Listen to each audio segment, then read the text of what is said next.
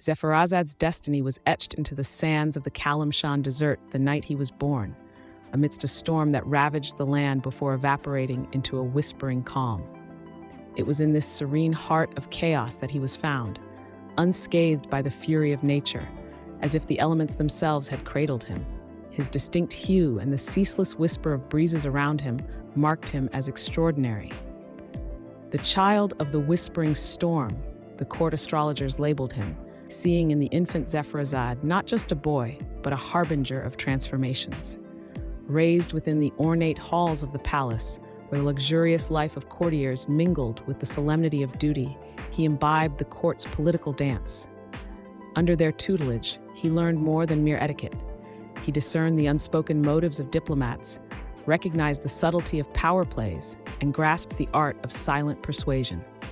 His affinity with the air was not lost on the elemental ambassadors who frequented the court, nor was it unnoticed by the otherworldly emissaries.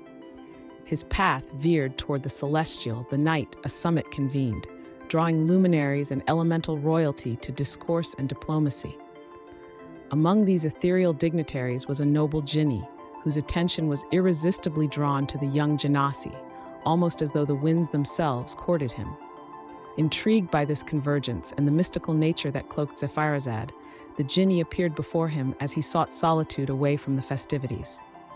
In an intimate ballet of whispers and eddies, the Genie wove a pact offering guidance, the promise of unlocked potential, and a bond unchained by servitude, a pact of empowerment.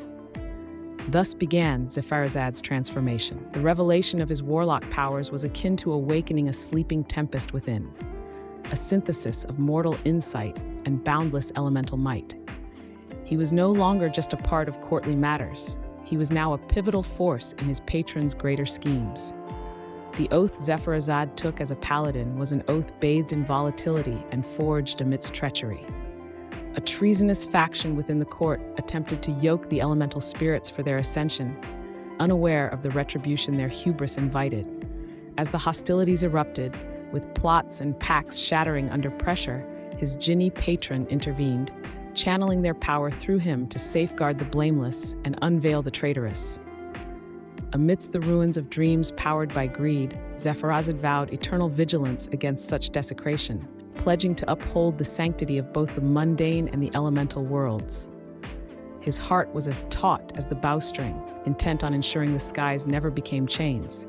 However, the repercussions of this righteous act exiled Zephyrazad, skewed by noble fears into a path away from the court he saved. Unshackled from palace politics, but not its influence, his departure marked the birth of a new journey.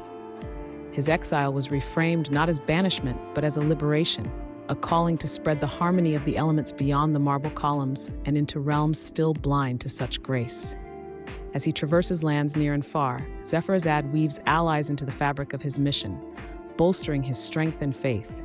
Each step ensures the world remains ever in awe, forever in anticipation of the storm he brings, promising to return not as a forgotten ward, but as an indomitable force, a gale unwed by fear or favor.